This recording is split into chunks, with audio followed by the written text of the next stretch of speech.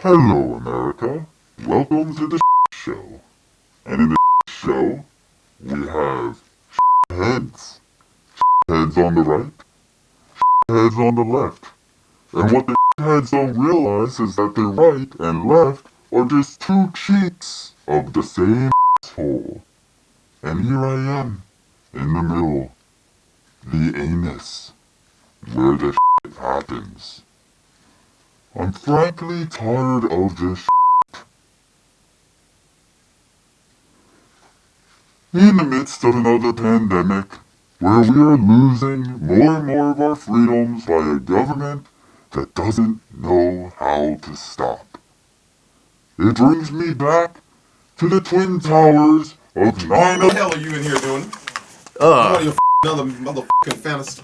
No manifestos here. Just preparing for the War? episode. Preparing for the episode. Yeah. Sorry. This is the shit you put on? Hey, remember, the 5th of November.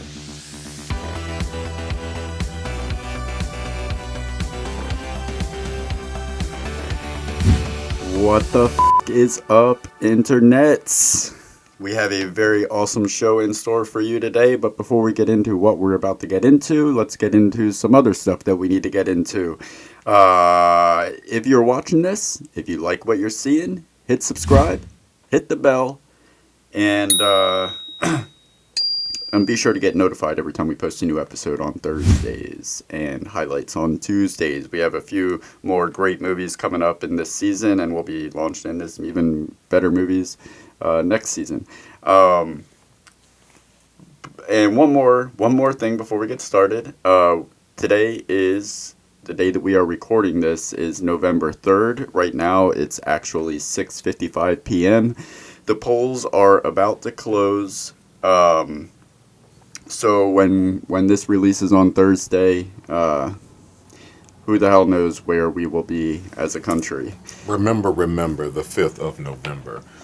Yes. And what a perfect episode, what a perfect movie to cover on this episode. Election Day to release on the 5th of November. That film is, of course, V for Vendetta. I don't even know whose pick this was. I think it's safe to say that this is a unanimous choice. And if you don't know what V for Vendetta is about by this time, I mean, just it's too late. Yeah. It really is too late in so many ways, and we're saying that on November 3rd. Yes. Imagine how much we'll feel that on November 5th. All right, so let's just dive right into talking during the movie. Wow. Yeah, that's where you can start right there. Coming up in the show, we have Mark Fxxks for our cast, crew, or you. He is in the cast. He is one of the state hoodlums that with Evie in the alleyway when she's out after curfew in the beginning. Yes, he is. Spare the rod, spoil the child. Ooh. So much to get into in this movie, so let's just do that. All right, man. Listen, you guys know why we're here. We're here for V for Vendetta. One of the first things I want to reference about this movie, let's go ahead and just jump right into it here. The Back to the Future reference. Do you know what I'm talking about? No. Oh, this is a deep dive, but some things are just on the surface. So one of the first things that I noticed was, just like this movie, Marty McFly, was not the original Marty McFly. And just like in this movie, Hugo Weaving wasn't the original V for Vendetta. He replaced the gentleman that you're showing on the screen now. We don't speak his name. It's like Voldemort, the name you don't speak. But he was the original one, and then Hugo Weaving's voice was, of course, dubbed over for the beginning and the remainder of that film. Yeah. Oh, Okay. So you're doing the because he got replaced. Okay. Yes, he got replaced by. There was no lawsuits that resulted in that, though. Right, that's a little different. But yeah, so we're back from the future and now back to the movie. One of the things I really want to get into to start us off with is, to me, this had such the fact that one of the things people forget about this is DC Comics. And of course, one of the things about DC Comics, they've always been dark, and it makes you feel like even when the Joker was done, it brought me back to that world of with the Joker. There were so many similarities with Joaquin's Phoenix versions of the Joker. But yeah, I have a bunch more, but I'm gonna let you jump in. That, and I saw, like, when I was watching it this time around, it reminded me so much of, like, I kept wanting to say, like, this is like the Batman Begins, like the Christopher Nolan Batman trilogy before the Christopher Nolan Batman trilogy, but it actually came out the same year as Batman Begins. That's crazy. I had no idea. I assume, like, I feel like this movie has been around forever. Like, I feel like it's a classic already. Like, it's already existed my entire life. So when I saw that like, it existed, it came to be in the same time that Christopher Nolan's Batman Begins came out. That was, it was a good year for DC. Definitely, to say the least. One of the things that we really... that I want to talk about is the fact that the Bullocks. I love that they say Bullocks in there a lot because of the fact that this, from their perspective of that side of being in Britain, and that's the word. You just say like, they say too though. Yeah, they do. So which one is it? Fawkes. I have a. This is all on the surface. I wait till I got some deep, but still on the surface. I know you like to tie a movie to Harry Potter. I have a Harry Potter connection to this film. Go for it. The forehead scar on Evie. It's like her mark. And it's in the shape of a V. Yes, a sideways V, but yes, it is the whole there. And it's what's funny you say about that. It doesn't disappear until the very end. I'm talking about all the way in. Then when she's on the bus, I mean, there's no foreshadowing here. Again, if you haven't seen it, it's too late. When she's on the train, should I say, then like it's no longer there. Like they make it a point that all her other bruises heal up. You know what I'm saying? But that one stays there until almost like the reborn process happens later on in the film. Let's see. So I want to choose this wisely because there is a narrative here. All right, so one thing that I did think was crazy, and this kind of ties in with V being a very interesting, I'm just going to call him a hero, because I think he is a hero, but he's such a complicated hero. Like, he's introduced by a series of explosions across the city, essentially a terrorist act. And the that he does to Evie when he puts her through the psychological torture, the physical torture, all just to gain her trust. And then it shows that he trusts her right after that because, you know, he takes her up on the rooftop, essentially showing exactly where they are in proximity to everything else. And then right after that, she's like, I'm going to go. And he says, you won't find any locked doors here. Like, at that point, there was a shift in their relationship where he trusted her. But he's such a complicated hero. And when I was reading about this, he's actually more complicated in the book, the novel. The novel, yeah, definitely. Even the writer of the novel said he was disappointed, of course, with how the film, because he wanted it to be all fast. Trust me, if just put it this way, he envisioned a different film. But I will say this: no matter how we got to V for Vendetta, I'm happy we got it, because one of the other things I love is like to their version of their Statue of Liberty, the Bailey, when that's destroyed. Like, yes, dude, yeah, I didn't know you had that down there. Oh no, I didn't. I don't have it. I don't have that down here. But did you notice something about their Statue of Liberty? The justice sign was different. Something was different about it. It was justice is blind. Was not theirs was not blind. Yeah, they'll say exactly. Yeah, so there we go. But so he destroyed, and don't even get me wrong. Great callback. I mean, not even a callback. The start of the movie. I mean, goodness gracious, is when they tell you like an idea can't. It's like an idea is bigger. Like that was one of my lines I put down here later, and I don't want to foreshadow. Is like an idea. An idea is great, but it's bigger than man, because a man can fail, but an idea can't. An idea lives on. I'll correct myself later. Yeah, definitely. I know exactly what you're talking about. But one of the things that to me early on that they fleshed out was the fact that they were like first off, her name's Evie. One letter short, another E is Eve, something like that. Some people looked at it that way, but one of the things was they talked about her parents' background. Like they both were freedom fighters to a certain extent, and so they showed what happened to Evie because both her parents, of course, were. And if you don't listen really well, you won't catch this. They say her mom died starving herself, and her dad died on the shitter. Like they say that like what a fucked up world, and then she grows up and she was like in reform camp. You heard them, they call it reform camp for so many years. So to me that was pretty crazy. Yeah, that's one of the things about this movie is you get there's so much happening, so much backstory, so much happening presently, so much implied. There's so much metaphor, and it's all done so subtly. Like these extraordinary things could be happening, but it's played out so casually. And you're almost embodying the numbness of the society that this dystopia has created. And there's I noticed. This is what I noticed in the middle of the movie during the flashback. During the not the flashback, but when she's reading, when V has her in prison, she's reading the autobiography of the woman on the toilet paper. When she mentioned that she fell in love on a movie set in 2015, that was the first time that I realized that there was actually a time assigned to this story. And then I looked like further into it, and it does take place in the 2020s, which of course we're in now. And so I don't want to get too far into the weeds on that, because that is a special section in the big facts. But there are so many parallels. Like they got so many predictions right back in 2005 about what we were in store for in the 2020s, and I won't say any more, but I'll just sum it up with two things. In the beginning, you have that yellow code in effect. This is for your protection coming over the loudspeaker. Like you just rolled up in Walmart or some like that. Exactly, dude, right there.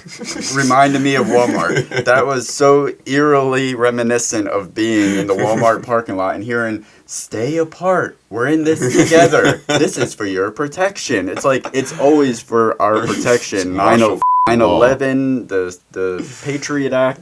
It's for your protection. We're gonna follow everything that you do online for your protection against terrorists. And now we're going to follow who you're in contact with and who you're talking to and where you've been and where they've been to protect you from a virus. And when I almost fell off the couch today when I was rewatching it, and Delia Surridge, the coroner, when they're going through her journal, the damning journal that she wrote, that one line where she's like, "This could be the dawn of a new age. Nuclear power is meaningless in a world where a virus can kill an entire population and leave its wealth intact." Like, hello? I mean, not to mention the fact that we're viewing a movie where in the end everybody had on masks. It's all about the mask. Yeah. Don't get me started. I mean, like I said, we can do it. One of the things. Oh, you already had that. Look at y'all, everyone. Oh, look at you. Okay, like that. Wow. Okay. And there's nothing wrong with seriously. Like I love that. But did you notice the woman's name was Valerie? Of course, starting with V. Like it starts with V, ends with V. And of course, one of the things y'all really loved about the film was the fact that the domino. The domino was on the train, and that Eve was always the final. Evie was always the final domino. And even if you look at that whole train, even as the train goes away, the back of the train is red. It's like the last domino is falling. Like it's there for it. And so, and another thing is like I said, we never discussed what we are going to do before or the show. Like I said, we always, if anything, now we don't talk about movies in anticipation of talking about the films. And one of the things that I had already that really got to me, and they show it, so it's not necessarily hidden or anything like that, but the monster's born through the fire, she's reborn through the rain. They show you them all coming out to realize, like, at that very, even though they were born from room number 5, right? And when you see just like what is 5? What is 5? The Roman numeral for 5. Hey, listen, taught me something out there, school system. Anyway, well, actually, yeah, whatever. Learn more in my mythology classes, but whatever. But definitely, and one of the, and like I say, I know you have a lot as well. So what I wanted to, and I guess I should say it now. No, I want to wait, because if I'm right, I'm right. I'm wrong, I'm wrong. But one of the things that I think people miss was when he did talk about Valerie, was the fact that her favorite rose, and that was the rose he left at every scene. Like, I'm leaving this is in memory of it. And that's when Evie finally got like, this is all for her. Yeah. Like, yeah. Like she said, like I feel like out of all the horrible things he was going through, nothing was worse than seeing what they did to her. Like getting this message from this girl, like, although I'll never meet you, I'll never know you, I love you. Like, oh, yeah. Damn. John Hurt's character was very interesting in this to me because he's of course the hero of 1984, and in this he's the victim, or in 1984 he's the victim of oppression, and then in this he switches to the polar opposite where he is the hand of the oppression. He is the oppressor as the chancellor. And it's even crazy, the shot of him looking down at on his staff. Yeah. His little Resident Evil room of minions. So have you seen 1984? No. Okay, that's going on season 2. Okay. In 1984, that is the shot of Big Brother. Like he looks just like Big Brother, who is his oppressor in 1984, looking down on him. So that's. I got one more thing. Me too, and then you want me to go or you go? Yeah, you go ahead. Who was the sick? It was a lot of sick motherfuckers in this movie. Who was the sickest in this movie? Oh, Creedy. No? You would. I mean, he's up there. I mean, yeah. I mean, he's right there. I mean, it's only one. And the fact that it is this other person makes him even more creepy because he didn't have that much screen time as Creedy did. Not as much screen time. Are you talking about Diedrich? Who was that? I don't know who it was. Who was it? Tell me. The guy that Stephen Fry, the guy, he's a closeted homosexual. He's got the no. No, he wasn't sick. No, he was actually one of the coolest motherfuckers in the film. Well, he was sick in the novel. That was my another bad. difference in the novel. He was pretty twisted. So no, I have no idea. Who, somebody asked for mercy.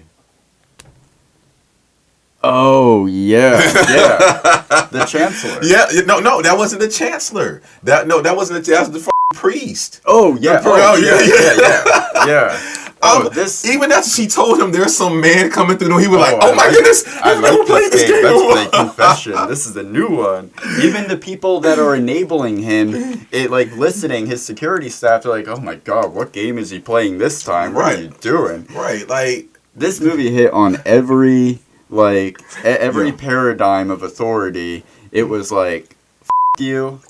And it's always about how the government and religion is used to oppress the masses. Evie, when she's eating, when he makes her the egg for breakfast, and she's like, I can't even remember the last time I had real butter. And then she's like, where'd you get it from? He's like, I stole it from the train going to the Chancellor. He's like, you stole it from. So that tells you right there that is. No, they said it earlier. Add it to the blacklist. The blacklist. You're gonna get black bagged. Yeah. No, not black. They had a black list of stuff. Butter was on that list. There's like what the fuck are you doing? The song that he played during the explosion that gets added. But the crazy thing is that it's not the fact that butter is on the blacklist. What this tells me is that it's the fact that butter is still going to the Chancellor. So he is above the law. And it's also this he doesn't even believe his own righteous bullshit he's spewing.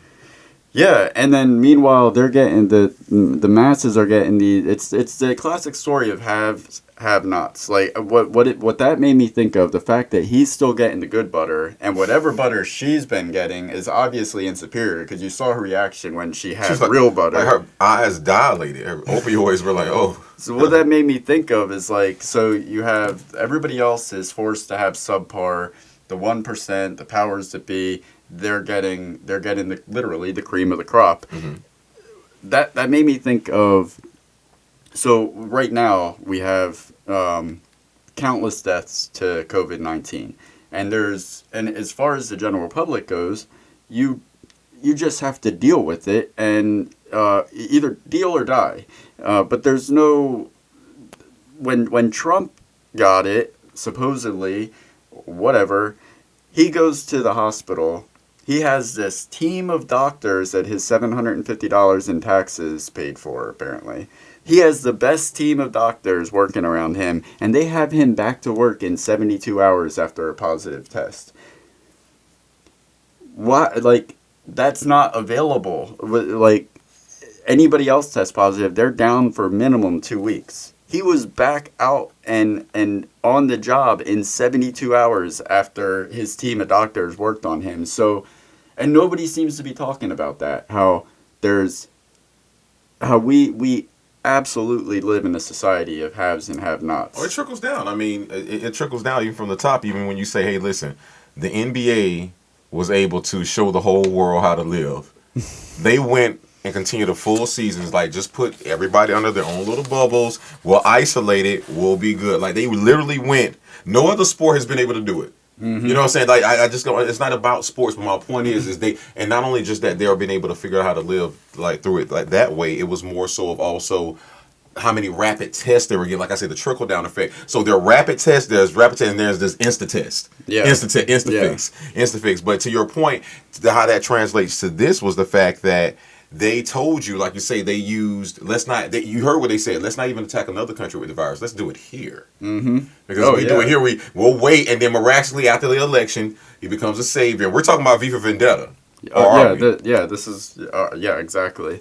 That's a perfect segue. Do you have any other talking points? Well, last thing I wanted to make sure. There's just something really quick was of course I'm pretty sure you'll touch on it later, but just like with most films, the time on clocks means something. 90% of the clocks had the V shape throughout the film. Definitely caught that. All right, so let's move on to Big Fawkes. So I've got 10 Fawkes about the movie, and then there's for this Big Facts, there's a bonus section, and this one is five ways that V for Vendetta predicted the 2020s. All right, so first the 10 facts. Number 10, Evie's part.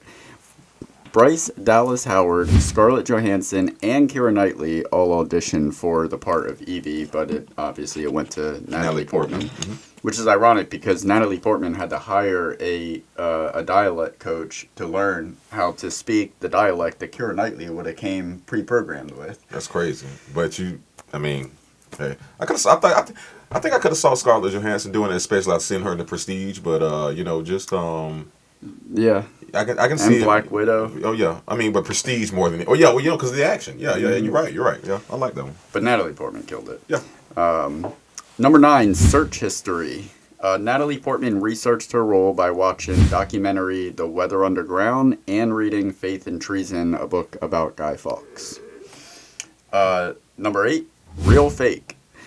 During the parody sketch that Diedrich broadcast, the fake Sutler is actually played by John Hurt, who is, of course, the real Sutler.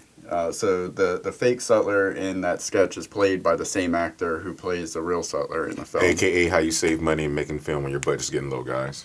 And it's kind of another way that they predicted the 2020s back in 2005, because deep fakes were not even a thought. Yeah. And so this is obviously in the future and appropriately around the time that we are now, when we have deep fakes, it'd be the only way that they could really pull off somebody that looks exactly the same as the person for a parody sketch, and we'll probably see more of that in the future. I don't know why it just the Chancellor reminded me of Mel Brooks and Spaceballs. I couldn't get that out of my head the entire movie. Yeah, I got thoughts on. I love John Hurt, but I did have some qualms about his performance. Oh, here we go. It's another Michael Caine situation. He hasn't written you back yet, has he? No. Okay. Number 7, Rest in Peace. This was director of photography Adrian Biddle's final film. He's known for shooting. He shot movies such as Aliens, Princess Bride, Willow, Event Horizon, and so many more. He passed away on December 7th, 2005, the year the film was released. We might have to do Willow next year. I love Willow, man. That movie, it weirds me out when they start turning into was it pigs that they start turning into? Hey, man. It's like the little engine that could did a live action screen performance, and I love Willow. Number 6, Eyes Wide Open. In all of Chancellor Sutler's scenes, he only blinks one time. And that's, again, representing the statue where the justice is not blind there. I like what you said with the justice blind there, but Pete, when he tells that motherfucker Creedy, hey, and they were like, well, what, other dude next to him's like, hey, well, what if there's a contingency plan? There is no contingency. Like, well, what if he actually goes through with this and it works? He was like, then I won't be reading the newspaper tomorrow. I'll be reading Mr. Crazy's resignation. And see, even your top person next to you will turn on you at that moment, like, oh, he's going blood mad. Mm-hmm. Number 5, Falcon A. V's mask represents Guy Fawkes. Fawkes was most known for the gunpowder plot of 1605. It was a failed attempt to kill King James I of England, his family, and most of the Protestant aristocracy by blowing up the Houses of Parliament. Guy Fawkes was apprehended on November 5th. Remember. Number 4, Come Again. Hugo Weaving, or V, had to redub all of his lines in post due to the mask creating a muffled sound. Originally, the mask had 2 mics installed in it, but neither worked well. So, like you said, he redubbed the guy that played that was V in some of the scenes, but he actually had to redub all of them because it was muffled under the mask. Like you said, there were 2 mics. There was one that was inside the mask and one that was a hairline mic. So he, like you say, I mean, if that's what makes it so beautiful, it's one of the best vocal performances ever because it almost is K-Rothy. The soliloquies in which he's talking, it's like, are you even keeping up? You got to watch it 10 times, and it's beautiful. First time he introduces himself to it's like Evie. 48 V words in a row. Right, it's like, goodness grieving. He's like, what's your name, Evie? Of course it is. Yeah. Yeah. Number 3, Real Crew. In Valerie's flashback scene where she describes meeting her lover on the set of a movie, the film crew shown was made up almost entirely of the actual crew for the film. I wonder how SAG felt about that. Number 2, Remember the Time When We Fell in Love. Do you remember? So, and you kind of brought this up that you saw the V on the clocks. Mm-hmm. This, like, on a clock, what is 11:05? That. Yeah, when it's on 11 and the 1, it's a perfect V on the clock. November 5th, 11:05, V on the clock. I almost took your number 1. You were finna like choke me because I was just say speaking of a perfect V, and I looked down, so I'm not gonna do that to you. Number 1, Dominoes. It took how many of them? I'm gonna say 4 professionals. 4 professionals with 200,000 dominoes. 20,000. 22,000 dominoes. 200 hours setting up that, and it was well worth it. Oh, yeah. Even the last little, and he comes and picks up the one, and again, that's a domino he places on the train with Evie. The score, the montage. Oh, yeah. Shout out. All right, so for this week's special section of Big Fawkes, we have 5 ways that V for Vendetta sadly predicted the 2020s. The movie takes place in the 2020s, and let's just break down what is going on in this movie that was made 15 years ago. Okay. Number 5, a pandemic wreaks havoc on society. No, a planned pandemic. Well, I don't want to get too far into the weeds of conspiracy theories and get our YouTube. Oh, I'm sorry. I apologize. Okay, a pandemic. Or an allegedly plandemic. Okay, right. And that actually brings us right into number 4. While there are theories that this is some weaponized thing unleashed as a means for the government to have more power, regardless of that, that's neither here nor there. We do know that it happened, and if it wasn't caused by the government, it's at least been capitalized on extraordinarily so by the government, being used to consolidate power. What did they say it was called when they found the cure? A miracle. Mm-hmm. Yeah. Number 3, speaking of the consolidation of power, what does that bring us to? Now we're seeing, just like in the film, enforced curfews, tracking. We see militant, violent force against peaceful protest. Fingerman, man. Just general unrest, and Big Brother really saying, we're going to take care of you, while really doing absolutely nothing at all. But Big Brother got a piece of his own medicine when they're at the beginning of the film when V goes to the BTN, and he's like, and you hear one of the executives like, "You said we can't. You said you wanted a TV in every place, everywhere, home." Like, flip. It's the flip hole. Like, yeah, you've been crazy. The fact he was also willing to die. For that bomb, and the dude was like, "Have you ever done this before?" And he was, "We can't rebuild this." Like, oh my god, how brainwashed are you? Yeah. Number 2, we like in the film, we now see a numb, a scared, terrified, divided society where nobody really knows what the hell is going on. Everybody is scared. Everybody is at their wits' end, just pissed off at everybody else for reasons that they don't even fully comprehend. We are just characters in a story dictated by a really f***ed up set of authors. And that you see the complacency in the society in V for Vendetta, and it's so like what we see now, where it's numb, it's sad, it's just Bullocks. Yeah. Yeah. And then last, you hit on this, number 1, everyone is in masks, which was, I think, just a really ironic coincidence when everybody is marching down the street in the masks, and here we are in 2020. So there are 5 ways that V for Vendetta predicted now. All right. You know what it's time for. I don't know if you got 5 on it. I don't know if 6 minutes dug you fresh on, but it's now time for 7 minutes in heaven. Okay, so these are our top favorite scenes in V for Vendetta. I'll open it up the way the film opens up. It's such an awesome opening to a movie. First, you have the the comparison between V and Evie. They're both getting ready at the same time, essentially like looking into the mirror as their reflection of each other. One of those paid in full cuts. We were talking about 2 different things happen 2 different times. Really good cuts. Yeah. But the way when here comes the crescendo, boom, and the explosions all over, that was just, it was amazing. And at that moment, I remember the first time I saw the movie thinking, wow, this is the hero.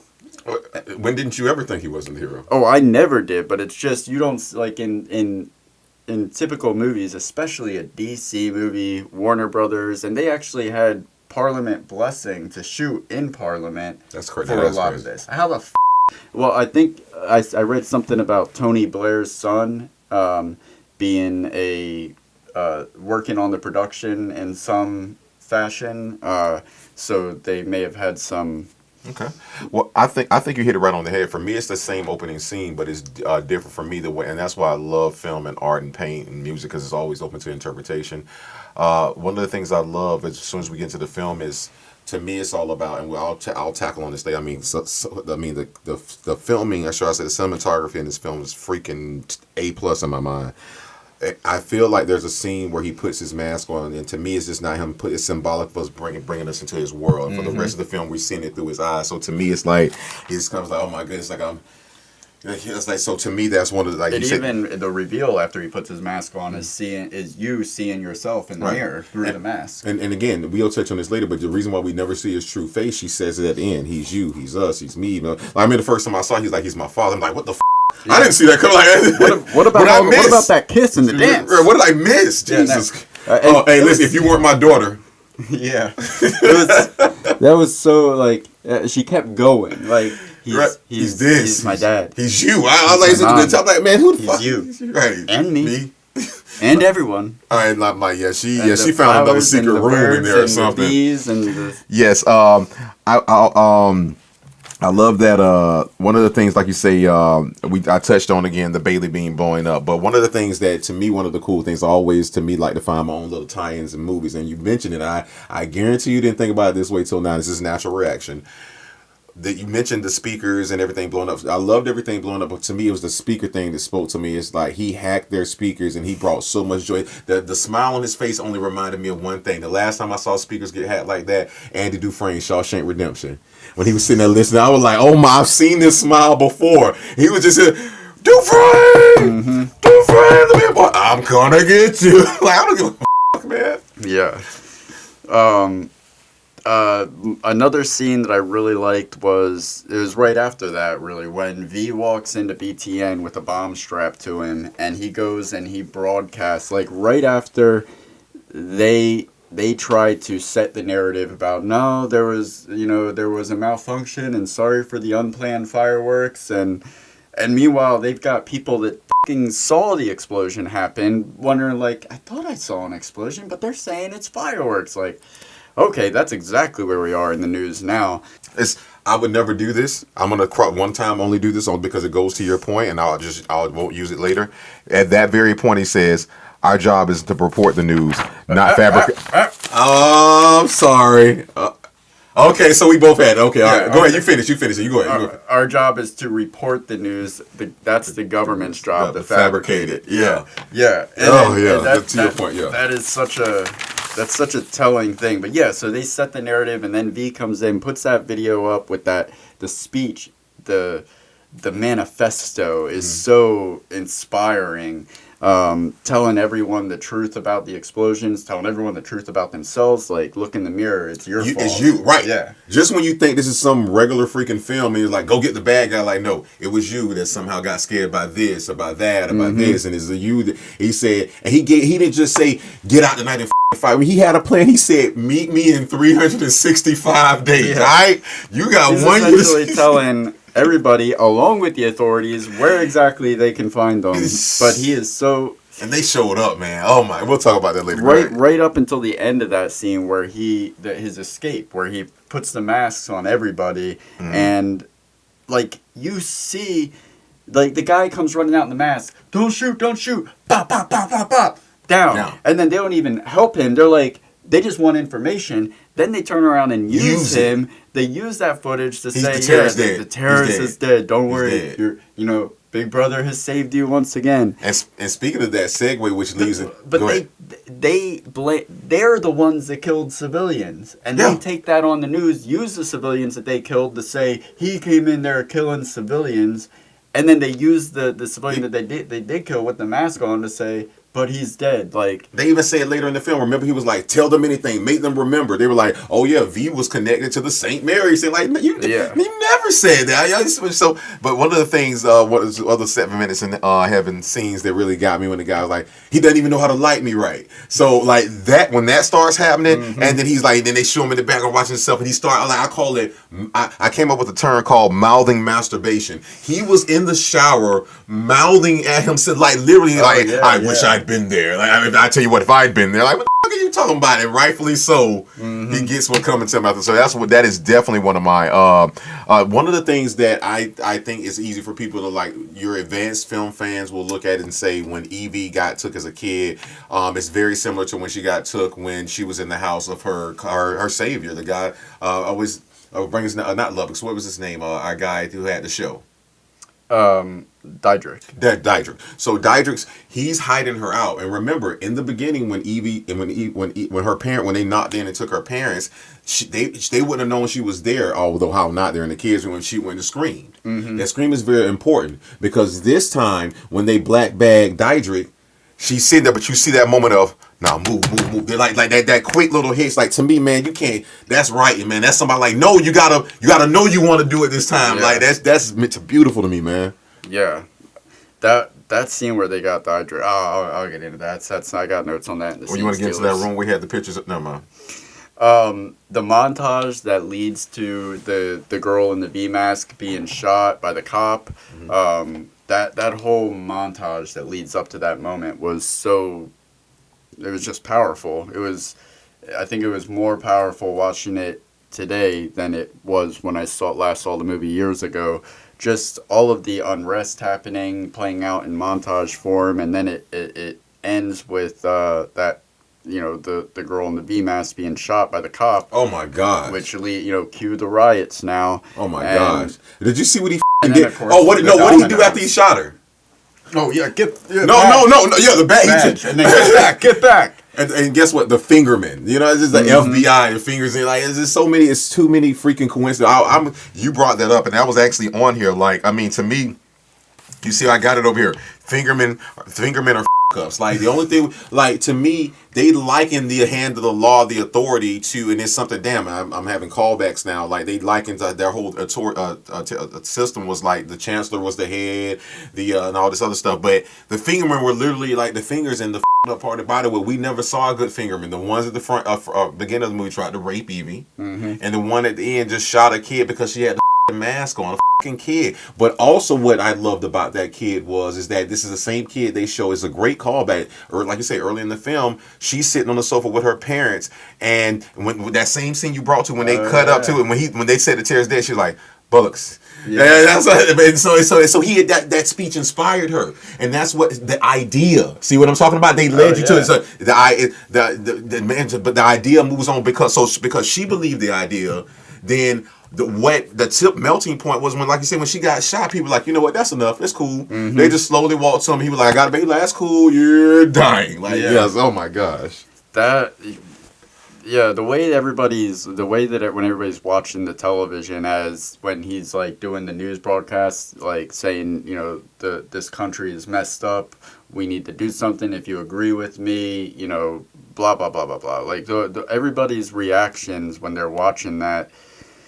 It was so telling because all of these people want to do something. They're crying for a hero to come and save them, but they're like sheep waiting for the slaughter. I'm surprised they let this movie come out, to be honest with you. I still am. Rewatching it, I'm like, did they know this out? Yeah, it's... my last scene that I want to mention is the death of Creedy. That whole moment is so incredible. Where he's like bald. He's got multiple guns pointed at him, and he says, we've already swept the place. All you guys' knives. It's gonna end with my hands around your neck, and he comes through on that.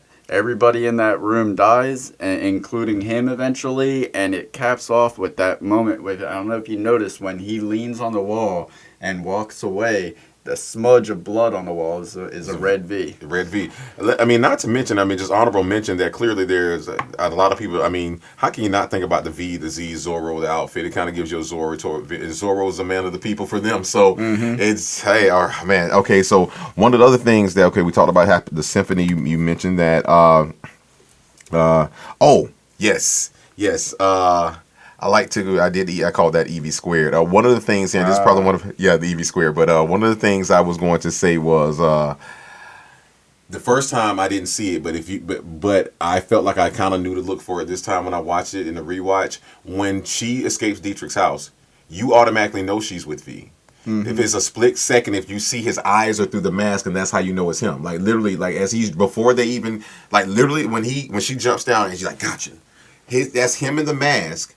Like with everything else, but if you look at just his eyes, you see literally his burnt eyes. So it's like the director did, or it's a split. So you have to catch it. You can't blink. You can't move. When you're talking about when right after they knock Dietrich on the head and take him, when she jumps out the window, tries to run out. He was like, "Gotcha!" And when he says "Gotcha," it startles you so much, but you don't look at the cutout. You see the burnt eyes. It only could be him. This is not a rumor. This is not a theory. This has been the director's even said it. That's him. Okay, nice. Oh. I don't know if I'm correct. I would have been mad because I definitely had that down there. If not all of them, at least the close-ups in the end when she's saying that he's me, he's you, he's all of us. They show all the people that died in the film. When they're like taking the masks off. Yeah, God help us all, man. That was amazing. I did not even notice that the first time. Yeah, that was very cool. Almost like it was almost a way of saying that they did not die in vain. Right, because he's you, he's all of us. That's what I'm saying. He's my mom, he's my dad. Like, God, like he lives on. The idea the lives on. Just like I really want to know that story. They should. I wish they didn't have to elaborate on it. Like the first 30 seconds in the film when they were like, this guy tried to blow up this. You know what I'm saying? But they would tell the idea lives on. Like, damn man. Then yeah. yeah. All right, that was 7 Minutes in Heaven. Let us know in the comments what your favorite scenes were in the film. Let us know what we got right. If you think we got something wrong, be sure to let us know that too, because either way it helps us. What do we got next, Mr. Royal? Next up, we got Scene Stealers. And that goes to the best artist out there, whether that be male, female, animal, spirit, does not matter. For me... quick recap before we get into this. Oh, no, I thought we were doing it. I'm a scene stealer. That's why I said for me. Oh, okay. Yeah, throw me up there real quick. They know what time it is. All right, show them. All right. But let's give the official TTFT recap. Who do we got, D? Oh, God. This is getting harder every week. Morgan I Freeman's keep up there? saying to write this down. That would be George Burns. Ooh, Oh, God. Book 2. Episode 1 is... Episode 1 is Black Panther, and we have Okoye. There you go. Episode 2, we did Tenet, and that was Robert Pattinson. That is correct. Episode 3, we did The Living Wake, and that was, of course... Ryan O'Connell. Mike O'Connell? No, Ryan. Okay. All right, Mike, I got you. Number 4 was Rounders, where Matt Damon made the board. Mike McD. Number No Joho. 5 is Paid in Full, and Woods Harris. I wanted the whole time. Number 6 was Us, and of course Lapita is up there. And number 7, here we are, V for Vendetta. Who do we got? Do you have any honorable mentions, or are you just launching right into who you're throwing out there? Because I got 3 honorable mentions. I'll let you do the honorable mentions. I'm just going to go right out there. Okay. So, of course, my 2 honorable mentions go to Natalie Portman and Hugo Weaving. Of course. Hugo Weaving really deserves 2 honorable mentions because he did a fantastic physical and voice. Right.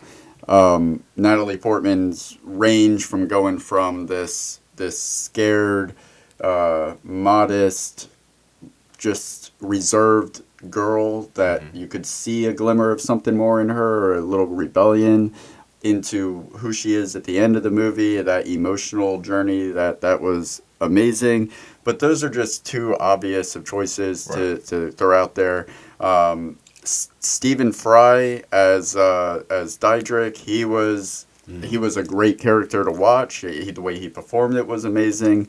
Finding out he's a rebel with the basement of illegal artifacts. He's a closeted homosexual, kind of like he keeps all of his secrets kind of down there. I wanted her to know too. She was there all of 7 minutes. You may want to know why I invited you over. I mean, you trust me, I might as well trust you. Yeah. I'm like, oh my God. And then that scene where he's parodying the Chancellor with the Benny Hill style sketch, and his that scene was so creepy to me because he went into the way he acted about how what the response should be to what he did on his show is how we are nonchalant about the way we can talk about our government and people in power now. We could say right now, Donald Trump, he's a him, he's a loser, he's a shithead. We could say all these things with no fear, and that's the place that he was in, just kind of naive to. He played that so perfectly. He was just naive to the fact that what are they gonna do? Fire me? Find me? You're my agent. We're too big. Yeah. Our show is huge. The ratings, and then that night, right on the head and black bagged, and that was not so funny now. Funny, man. And I've only known Stephen Fry as a comedian, bits of Fry and Laurie. And isn't he not in Sherlock Holmes? I think so. Yeah, he plays his brother. Okay. Shirley. But it was just crazy to see him in that scene where he expressed that emotion. So I will. But those are my honorable mentions. Okay. Well, I'm glad. Listen, let's just go ahead and say for what it is. The acting in this movie is very pristine. There's a lot of people that are on point. There are some clear-cut choices. There's some people that definitely stand out on the back end. But for me, I don't know if I'm going to surprise you with it, but for me, it was Natalie Portman. It was she did it for me, man. And a movie with so much intrigue, so much political satire, so much meaning, so much everything. Usually it's always we say, hey, they don't give this person enough time, like we talked about with Edward Norton and Rounders and other films we talked about. They just didn't have enough they weren't given that opportunity.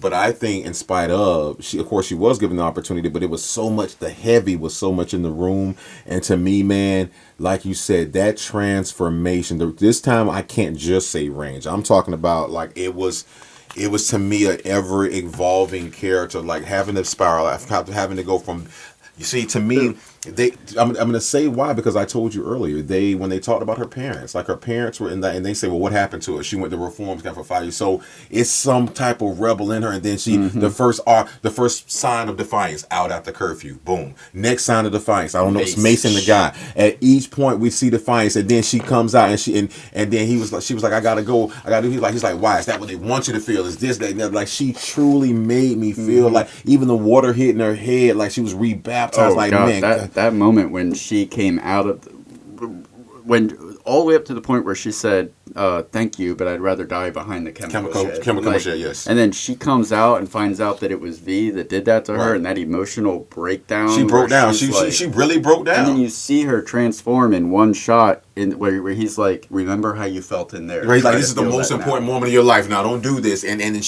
like, dude, to play that scene to me, I'm like, God, Lee, man, like, I'm not. I mean, and that's the thing about it. See, and like what we always talk about with artists, well, we don't want to see the actor or the actress make me feel like you're that person. She does that within her own self, because remember, she says it. She was like, when after her hair got cut and everything, she was always just a little bit scared up until when she was in the market, and one of her friends handed her something and didn't even know it was her. That wasn't just because of the physical. That's because mentally she was complete eyes. Her eyes were open. Yeah. For the first time. You're finally free. So, man, it's for me, Miss Natalie Portman. I'm pulling for you because, listen, to me, this is your best acting performance ever, in my opinion. And in a film like this, where there's so much macho, so much bullets flying, and then you're not playing the damsel in distress, like you actually played the character. And I was just like, man, even with all these stars on screen, with everything, V is my ultimate hero. Like, he's up there with me. But damn it, this girl here is like she made the character very three-dimensional. Like, that could have easily been a Linda Hamilton Terminator 2 type of character played by a different person. Yes, so that's for me. I'm tossing you up right there, Miss Natalie Portman. That's gonna be hard for me to fight, because I love Natalie Portman, especially with a buzzed head, especially fighting the fascist government. Oh man. But I had to give it to Stephen Ray as Eric Finch, the detective, because his character was so interesting. It was so nuanced, and he played it so perfectly. Like, he is this true man of the law, like, to a fault. And when his eyes begin to open to the fact that the government that he works for might be breaking the law, that draws a really interesting line for him. And watching that conflict play out internally, and the way he portrayed it externally, very subtly, was I just thought it was a masterclass. And so he made that character so enjoyable to watch, where, like, all the way up to the end, where he lets V or Evie send the train. Like, that's the climax. That's the climax. He pulls the gun down, final straw for him. Steps back, and then like he wants to understand. He's trying to understand. And what's the one character I'm gonna try to see if I can do a call. What's the one character he played, not in the film, that he reminds you of? Like, that's such a man of the law. For me, it's from Hitman, the cop from Hitman that was chasing him all around. He was such a man of the law, trying to figure out this, what does Interpol want with him? Oh, where is he? Like, he wants to know it's on him. I mean, he didn't do as good as a job as Fry. Like you say, I'm glad you mentioned him as an alma bitch. And to be honest with you, I'm saying I should have had him but I can't say that you're wrong. Like, I don't think there's a wrong appeal. Like, he did have such a good, like, even from, like, his character growth, from even when he started realizing, he started sweeping his own office for, like, wires, and he asked another dude, like, I gotta ask you something. Yeah. Like, it was crazy, man. With Had a Zodiac feel to him. Like he was chasing the Zodiac or some shit like that, man. Yeah, and he had the. It's just a detective hunch that they're using the train. Yeah. Like he was the one that said that. He was like, "You have anything to back this up?" No. He was tired of it. No. All right, whatever. Yeah. But I think he got it from that book. I mean, no, he couldn't have got it from that book. Remember, he was like, "Oh yeah, the journal probably changed him. What's your name's journal? Reading the atrocities." He was like, "They're party members and people like you. Matter of fact, now that you told me you're the only one that's seen it, how do we even know it's real?" Like they immediately start just cover up. Oh yeah, cover girl. Stephen Ray was great, but I think Natalie Portman definitely deserves to go on the board because she had more to carry. Yeah. Yeah, definitely. I mean, and plus, we almost gave it to you, Steven, but when you lost it, when you kicked that trash can, when you got fooled out by V, when you found out that wait a minute, he's been gone for 20 years. Son of a bitch! Jesus, you were that close, man. But no, yes, Miss Natalie Portman, welcome to the board. Congratulations, Miss Portman. All right, so Natalie Portman is on the board. Let us know in the comments who was your favorite actor in the movie or actress. Do you agree with our picks? If not, let us know. If you do, let us know. Hey. If you just have a random thought about anything else, let us know in the comments. Whatever. All right, let's move on to... You're going to need a bigger boat. These are our favorite lines, our favorite quotes. So many good lines in this. In V for Vendetta. I'll just start off with V. He says, I, like God, don't play with dice and do not believe in coincidences. Which is so funny in this movie because everything seems so... everything seems so put together so perfectly to mirror different things but I thought that was a great line. That was pretty dope. I thought it reminds me of that film where the guy's like, I pick up where God left off. Who said that? I think it was Thomas Seidel and Kill. Oh, Robert Partridge. I'm gonna kill someone this Friday. Yeah, Partridge. For me, I get straight to it. No one can escape judgment. Short and to the point. Mm-hmm. Definitely quote. No one it just says that means from the government, from the top of the government to the man. Everybody has a price to pay, which he fulfills in the end. And he says, Evie's like, please stay with me. He couldn't do it because of the fact that would have been a cop out because he was the monster that was born from the fire. He what did he tell the guy? How does this end? With both of us dead in this room? Yeah. Pretty much. So my hands around your neck. My hands around your neck. Yeah. Another line from V, he says, people should not be afraid of their government. The government should be afraid of the people. I mean, that's right there, man. I almost want to get a tattoo of that somewhere. Yeah. It's just like, and he meant that with all his heart, man. And that just speaks to everything that's going on. Like, I mean, it should, like I say, just serve the people, man. We're not going to get too deep into it, but yeah, exactly. I mean, that. No, I mean, I love that he said that, man. Mm-hmm. That is very, very powerful. It's so right where we're at now. Like, we are terrified. We're like, oh, please, government, please help us out of this. Like, I'm good. And Evie's question to V: are you going to kill more people? Yes. That's another Robert Partridge. Yeah. All right, would you hurt them? Oh, yes. Did you kill him? Yes. Are you going to kill more people? Yes. Yeah, that's kind of like the V in the novel from what I've seen. This is a weird quote because it's Evie quoting her father, something that her father said, which I loved the concept of it. She said that her dad would say, artists use lies to tell the truth about politicians. And I would say that is so true for, like, you think of people like George Carlin, who was a comedic artist, even like Dave Chappelle. This movie, V for Vendetta, as art in itself, as art as film. It's a way that, like, it's like the names and the names of the agency were changed to protect the people, innocent people involved with this or something. I love it, man. I love it. We already touched on our jobs as support to news, not fabricated. That's the government's job. So we definitely touched on that. Forrest Gump's Forrest Gump. It was a Forrest Gump reference somewhere in the movie. Said that's all I got to say about that. It was when they went and asked him about Larkham. Larkham. They asked the guy, the head security guard from Larkham. He was like, "Tell us about what happened there." He said, "Check our records." Like, we've checked the records. They're omitted. They're this. He was like, all I can tell you that those were crazy times and people had to do what they had to do. We did our best, and that's all I got to say about that. I just say so Forrest Gumpy. Yeah, I got that BTN line that we touched on, the thank you, I'd rather die behind the chemical shed. I thought that was a powerful moment. The last line that I have is really one of Evie's last lines, if not the last line, where she says, he was all of us. That is like, that puts the cap on the metaphor that is this movie. Like, if you, the audience, are identifying with anybody other than V, you are in the wrong. Yeah, there's no other way to put it. Why does he have to kill so more people? Killing's problem? See how many people they've killed. Yeah, there's a means to it. He's a murderer. They're mass murderers. Mm-hmm. I have two more. One of them, ideas of bulletproof.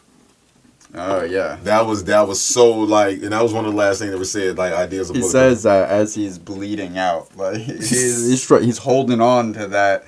Again, a symbol, the right symbol, attracting enough people can change the world. Mm-hmm. And I didn't even think about it, but like I'm now, oh my gosh, I'm really thinking about this real time. Remember when they hung that guy at the beginning? Yeah, there was one person in the audience. I mean, the crowd that I don't want to call it the crowd that like it meant something, like it did something to her, and maybe we don't see it, but she was the next one to carry on like what goes on. I'm not saying she became V for Vendetta, but she became that symbol. And, like she tells people, the idea carries on. I believe that there is definitely a sequel that could happen with this, well, I'm not saying that it should happen, but I'm saying they definitely opened up like the possibility, or at least left it open-ended, where you can imagine that where it goes with what's his nuts with Eric Finch, where she gives him like the concert of destruction, right? Kind of like V gives her in the beginning, and love that. Like, it's almost like, all right, she's been crowned the new, she's given the go ahead to send the train. She takes that initiative, so she is now. If she doesn't do it, all those people are down there. They don't see the revolution. That would have been crazy. Very let down. Yeah. Do let down. Last one for me was speaking of that. Revolution without dancing isn't a revolution worth having. Mm-hmm. Oh man, like hey, I did all this hard work. Like we finna. Would you like to go to a concert? Mm-hmm. You know what I'm saying? She's like, no, I don't think so. Oh, I promise it'll be like nothing you ever heard before. Please, and I promise you will be back home. Yeah. They're the horns. Boom. But when it's happening, she isn't even. It's to me, I mean, Natalie Portman, man. Mm-hmm. And every she played, I never felt let down, man. So yeah, those are. I want to make sure I didn't get anyone. Got this job. No one escapes a judgment. Oh yeah, I mentioned that earlier. Believe in the idea, not the man, because a man can fail. Oh, and of course, the way I started the show, remember, the 5th of November episode drop. No. All right, that is our favorite lines from V for Vendetta. Let us know in the comments. Mm-hmm. What were your favorite lines? We would love to hear. I mean, there's so many. We know we didn't touch on all the best lines in this movie, because almost everything that comes out of V's mouth is like poetic gold, and just revelations like crazy. But yeah, that's You're Gonna Need a Bigger Boat. Let's move on to Cast, Crew, or You. And on today's episode, we have Mark Fxxks. So our guest today is not only an experienced actor with nearly 4 decades of experience behind him, he also spent 2 years hitchhiking around the world. He is the UK champion of Argentinian tango. He's currently developing a new form of theater based on dramatic improvisation, and he holds a degree in astrophysics. Fans of V for Vendetta will recognize him as Willie Spare the Rod Fingerman. Thank you very much to Mark Fxxks for being with us today. We're in 2005. You're playing Willie Fingerman in V for Vendetta. Character, and it's such a nice balance between over-the-top comic book villain with an extra added flair of rated R menacing quality. Before it was the trendy thing to do. It was the Dark Knight before the Dark Knight. Yeah. It's crazy. You're threatening Natalie Portman's character verbally. Evie somewhat physically before quickly being taken out by V. Literally left caught with your pants down. So few Friends. questions about that. My first one is so I know Natalie Portman graduated from Harvard with a bachelor's in psychology. You have the degree in astrophysics. Did this happen to spawn any interesting conversations on set? And it's a shame that it didn't really, because of, I don't know, star quality and things like this, and because she started off as a young girl, I think she's been very protected. So she was always whisked away from the set before we could do anything. I mean, I did talk to her bodyguard about whether he'd take a bullet for her, but and he was going on. He's saying, well, prevention is better than cure. So wow, it depends where. All right, wait, how long? Like we always know, you can spend 30 hours on set, and then some of your stuff winds up on the cutting room floor. As far as your scene concerned, how long were you there, and how long? Of course, how long did it take to shoot your scene? And is it okay if we can discuss how it was shot, or Yeah. Okay. So there was. I don't know, there's some technical thing they wanted to come back on. So we did 2 weeks, and then they decided they wanted to do it all again for 2 weeks. So it was sort of 4 weeks of me being there. And yeah, it was really, there was a mix of the director working on the emotional stuff, and the Wachowskis working on the secondary thing, doing all the stunts. So there's like, you're doing 2 halves of these things, so you get all your emotional stuff for that, and then you've got to work with all the stunt crew, wires and flying through the air and things. So yeah, you wouldn't have thought that I needed a stuntman for that little that little shot, but I had my own stuntman. There's just a bit where the knife goes through my belt. Yeah. They didn't want to risk me losing my tackle, so the stuntman took this. And the moment of just the fall, I said, I can fall and whatever, but they go, no, we got to protect you. So some guy just does the actual moment of falling. So it's like going, okay, there's these 2 bits where, okay, I had a stuntman to do something. I noticed that the guy in the, and I don't have his name on hand, but the other man in the scene with you, I think he's a stuntman also. Was he allowed to do his own? Was he allowed to do his own stunts, or is that like contractual as an actor? Why they had the stunt. Yeah, they had the stuntman in. There's the 2 of us actors, and a stuntman was the 3rd guy. So he was in order to do all the fight sequences. They decided it was better to have a stuntman doing that as a sort of a minimal thing. So yeah, and it's quite amazing because you never know who's behind the mask.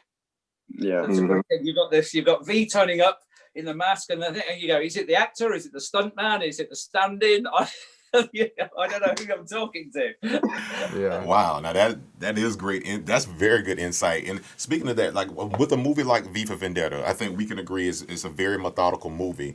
Was there, doing filming, at least when you were there, was there any room for improv or being on spur of the moment, or did you have to stick directly to Wachowski's script? Like, did it have to be word for word? Yeah, I think it had to be sticking to the script. Within anything, you do a bit of creativity in the rehearsal process but I think they were trying their best to follow as close as they could the comic. So I thought they, when they set it up, trying to really follow Alan's whatever vision of whatever, but it's really interesting. Afterwards, he still wasn't happy. I had a talk with him, and he just go, I was really hoping that you'd really like this one, because I thought it really stuck to what you were trying to say and do. So.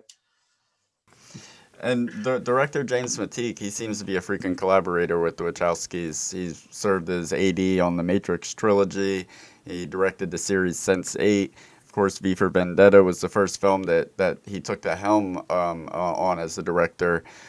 And that's quite an undertaking. The last movie we did, Paid in Full, it was Charles Stone III's first movie, and the cinematographer Paul Saracey was talking about the challenges of being a first-time director on a feature film. What was your experience like working with James Mateek, as it being his first feature? Yeah, he was just a very nice guy. And I think this was because the Wachowskis were there and they had their power and they were doing all the stunt stuff. There's a lot of, I don't know, pressure there. And it's like, in a way, he was, I mean, it shows that he must have been doing a good job because of the great performances that everybody gave. Yeah. The thing I liked was that I was his wife's favorite character. Oh. So he told me this, so there, out of all this sort of thing, you go, my wife really likes. Oh, great, okay. What a strange. I mean, no disrespect to your performance. Your performance was great, but that even makes it that it's his wife's favorite character even stranger, because it's such a strange character for specifically a woman to be like, yeah, that character. Go for it. We would be remiss if we didn't bring up the fact that, of course, V for Vendetta was director of photography Adrian Biddle's final film. Of course, him having passed away in 2005 on December 7th. Just from the time you spent with him, what was your memory like with him from the last time he was in front of the lens? I think it's this thing for me about relating to the camera person and whatever. I think you could tell the intelligence. This is often something that's the people involved in camera stuff. They're got a different mindset. They're on technical and sciencey stuff. So for me, it's like I know how to relate to these guys, and I can relate to the artistic guys on the other level. So I just felt like his presence was there, being very intelligent about the whole thing. And when you see what you're doing on the screen and where he's pitching you and the colors he's using and things, you're thinking, real magic. Well, I think you're the first person to ever bring together astrophysics meets acting. So I'm there. I'm signing up. V for Vendetta, this movie has become representative of a state of rebellion against corrupt power system as much as it is a great film. The mask becoming the face of Anonymous, it's seen on people from all walks of life in various marches and protests across the world. How does it feel to have taken part? And I know you said that it wasn't the smash hit out of the gates in the UK that you were hoping for, but to be a part of something that's going to stand the test of time and already has, being such an impactful movie on society. Yeah, I feel very pleased and proud, and it did feel that, I don't know, people did put in really good performances for it, and it left, for me, it just felt right from the off, this whole thing, government should be afraid of their people and people not afraid of their government, this stuff. And I just thought, this is a great sort of thing that we should be saying as it is part of our democratic thing. It feels, as the anonymous mask took off, I was just thinking, I wish they'd have given me one at the end of the sort of thing, it's a wrap, here you go, have a mask.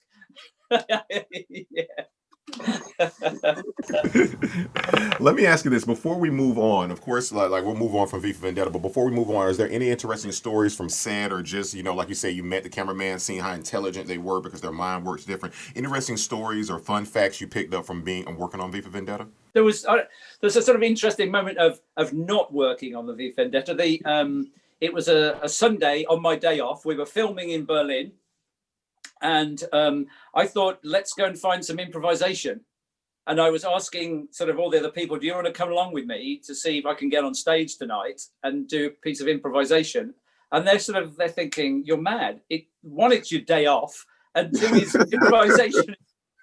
Improvisation is scary. What are you doing? You're going to go to, into the center of Berlin. So I went, and there was a Russian team at the time working. So we did some improvisation in 3 languages. The Russians were being translated by the East Germans, and the West Germans were translating me from the English, and we were able to improvise in 3 languages. So this is... That's amazing. Awesome. And hilarious to me that, that's like the equivalent of somebody that works at a grocery store. Like, all right, I just got off work. I'm going to go bag some groceries over there at the other grocery store tonight. The job is never done. Tell us this real quick before you go. Could you tell us about any projects you got coming out? And also, where can they find Mr. Mark Fxxks at? Okay, so there's no particular, with the COVID at the moment, the projects I'm doing are this thing, creating something myself. So it's like with a team of people, I want to use Zoom to create a movie. So I'm slightly a bit of a Luddite on the techno stuff. So when I start to learn some extra bits of things like that. But on the creative aspect, that's where I'm aiming at the moment. I've got on Facebook Mark Phoenix classes, where I teach people how to walk on the stage, start improvising, and by the end of an hour, you've made a play. So I'm teaching that sort of thing. I've also, my company is Third Person Theatre Company. And so the Third Person Theatre Company .wordpress.com. So if people sort of are interested on that, I'm still sort of updating and playing with that as the website. But yes, do track me down to learn how to join my creative family. And also send him just all of your questions about astrophysics and how the universe is going to end. Well, I know one thing I'll be sending him. I'll be definitely sending my first Zoom audition to you. Hey, I want to be a part of the movement. I want it. Hey, brilliant. Mark, you're absolutely fascinating to speak to. Thank you so much for taking the time to talk to us today. Okay, thank you very much. Have a great one, day. Mark. All right, thank you very much to Mark for joining us today. Let's move on to Room for Improvement. Let me jump right into it. I don't want to waste their time. I wanted to know, this is what I would approve about the film. Oh, okay, so nothing. No, because I don't want... Or was that wiped by the BTN. Yeah. No, it's nothing. The reason why I say it's not a cop-out for me, because clearly there's some, like film-wise, there's things that I prefer and things I like, pace and things like that. But for me, sometimes you just need to leave beautiful chaos as beautiful chaos. Because I feel like if I change something, then it's going to take away what someone else might have got from it. Like, most people have been like, oh, I love it, I just didn't want to see them kill the little girl. No, we got to see the little girl get killed. Because she became the symbol. Symbol lives on. Girl dies, symbol lives on. It's an idea. So for me, even watching this movie, like rewatching it, like it makes you feel stronger, and especially in the times that we're living in. So to me, I wouldn't want to change anything, because guess what? I'm living that movie right now. And you don't want to change anything? Nah, it works itself out. That's true. That's true. It will work itself out. We're this close to getting rock bottom, and then we're just they explode, and here comes the crescendo. Here comes the boom. I almost agree with you. I have one thing. If I could change one thing, if I was pushed into a corner and said you had to change one thing, that thing that I would want to change is, again, as much as I love John Hurt, I mean, he's 1984. That in itself is like, I'm a fan for life, is performance in that. But his performance as the Chancellor, I wish that he would have played the character more subtle. I wish that and after I had this thought, and when I was watching the movie, and then afterwards went into the deep dive and was reading up about like the behind the scenes, the way different people in the cast and crew felt, the way the novelist felt about the outcome of the movie. I kind of shared his sentiment that in the novel, the government was, more specifically, the people that represented the government were more well-rounded. They were more complex. They had like in the novel, the Chancellor is like a timid. Kind of like he just purely believes in what he's doing, and he has his reasons for that. So it's more complex. In the movie, he's just like more tyrant. Yeah, and he's like the obvious bad guy. Like, there's no redeeming qualities about him. He is just always yelling. He's angry. He's at 11 on the scale, and it's like, how does anybody in that room don't stop for a second and say like, nah, I'm definitely on the wrong side if this is the guy I'm following, because he's just. I mean, Creedy eventually got threatened with death. Yeah, I mean, even he had to be bribed to put the bullet there. But I wish that I think the movie as a whole would have been a lot better if the villain in it was just a little bit more subtle, and maybe had some qualities that complicated, where I just like would have made the kill more rewarding almost. Yeah, it's kind of like Black Panther, and what we were talking about with Killmonger, where the why he was such a good villain was because I had nothing to identify with the Chancellor. There was no if they would have taken a little bit more time, or maybe used a little bit more of the source material to almost be a voice, like have some kind of voice in there in favor of what the Chancellor is standing for, to tempt the audience to wonder, like, is this somebody I should be rooting for, or at least I could see where they're coming from? Like, no, he was just want you to know who to hate from the beginning. Yeah, he was kind of like a slightly more sophisticated version of, like, I'm gonna steal the moon and blow up the world type of, like, big comic book villain. But he was I just wish they would have rounded him off around the edges a little bit, and that his performance would have been a little bit more just nuanced, that where he was just more troubling than or a subtle menace than just all the time. So I can't say I don't agree. I don't disagree with that. I mean, that's very obtuse. I'm sorry, that's a very obtuse way of looking at it. And you're right. Like you say, it was no levels to him. I mean, granted, it was written that way, and they always want you to know who to hate. You know what I'm saying? They never let you, like you say, sway your opinion here or there. Or maybe he had a reason for doing this. So I agree with you 100% on that. So yeah, I mean, while I still say I wouldn't have changed anything, I can see why you say a push in the corner you would have. And I'll even say in their defense that, I mean, they said that 1984 was a inspiration for this movie, and it's plain to see. And in 1984, that's the way that the government is conveyed. And John Hurt had direct experience with 1984 in that world, so I could see why he would have brought that energy to this character, where there is it's very black and white. Mm-hmm. Like, this government is evil, and that's the only way they're going to be played. There's no redeeming qualities. There's no good reason for what they're doing. So not only are they evil, remember old boy's like, I've been a member for 27 years. He looked at him like he wasn't. Like, are you investigating me now? You following me now? Find the terrorists. Just find the terrorists. Find the terrorists. Find the terrorists, or you'll be the terrorist. Right. Stick to the program. Okay, yeah. I agree. Find the terrorists. All right, that is our. That's what we would change. What would you have changed? Do you agree with what we would? What do you agree with? What I would have wanted to change? Do you agree that he wouldn't have wanted to change anything, and that we're perfectly fine in this state of where everything is? And again, this is coming from you live from November 3rd, not November 5th when this is posting. So, who knows? Maybe Mr. Worrell's opinion will change on November 5th. Remember, the 5th of November. All right, let's move on to Fxxks Given. This is the segment where we either give you a fist, a pinky, these two, the bird, the pointy, the thumb. What we're trying to let you know is how many do we really with you? How many, where do we go? So I'm going to let you go first this week, David. How many Fawkes would you give V for Vendetta? I give V for Vendetta 3.5 Fawkes. 3.5 Fawkes. Because, and my reason for that is, it's a near perfect movie. It's enjoyable for being over 2 hours. It doesn't feel like it's over 2 hours, so the pacing is great.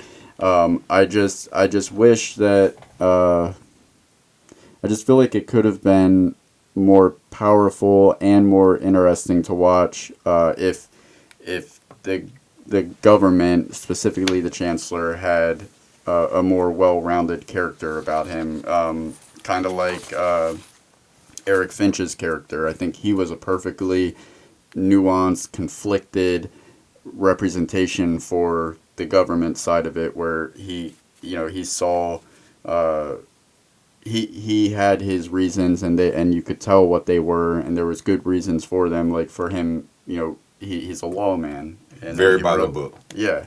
So that I just wish that there was a little bit more nuance in the Chancellor, that the main protagonist, or the main antagonist in the movie. So 3.5, solid 3.5. All right.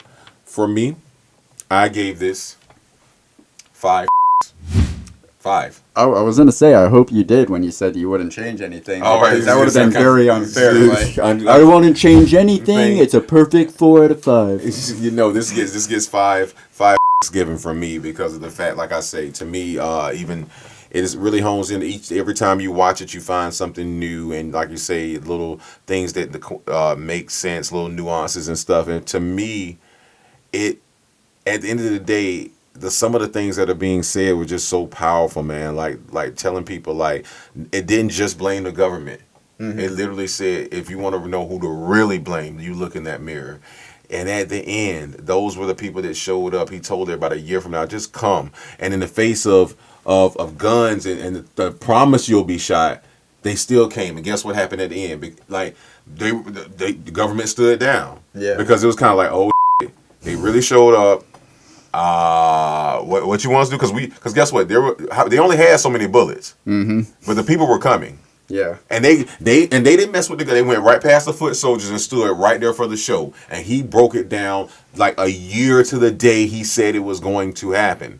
And I don't know if you know this, but I don't know this. So I'm trying to confirm with you. Like, did you notice when all the masked people came out to Parliament, and the soldiers are like, stand down or don't. I couldn't tell if that was like, I perceived that as they knew that they were outnumbered when they saw how many people were coming, because then you get that aerial shot and you see one of the best shots of the film. Thank you for that.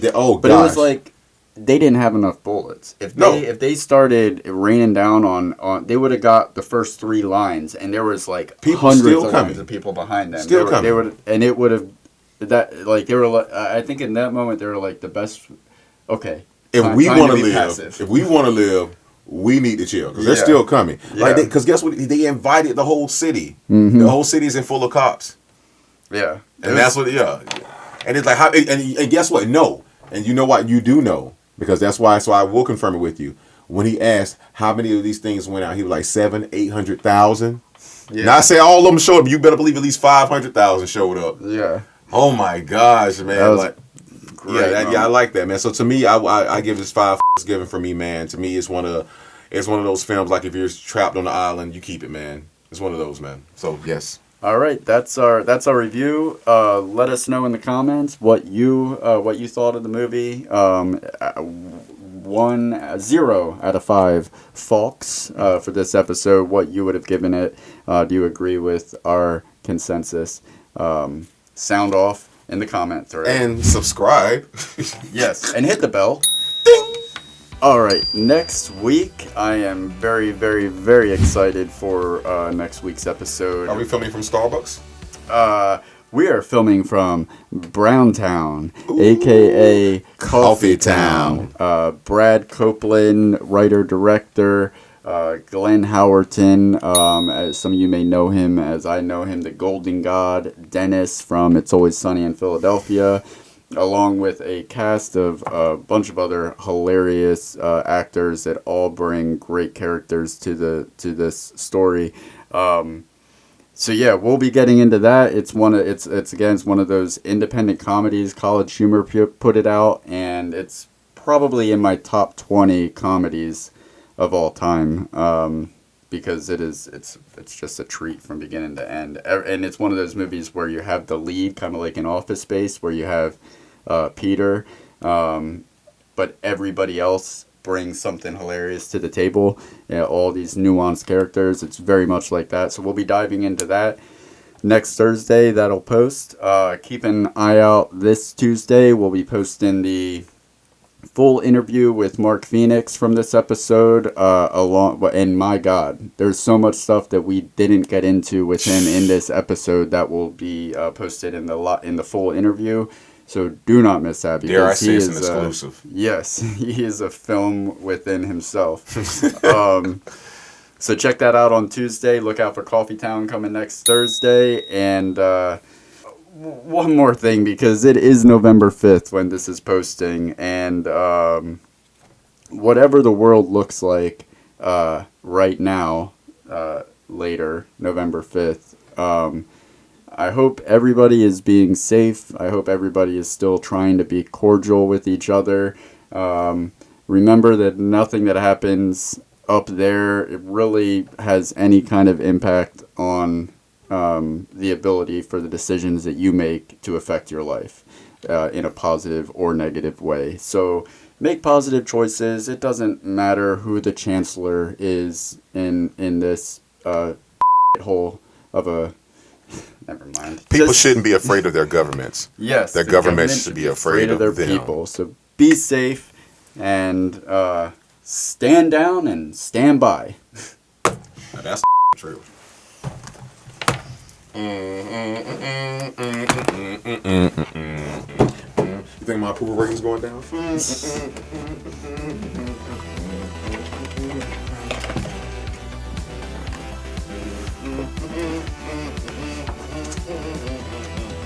The music, it's beautiful. The symphony.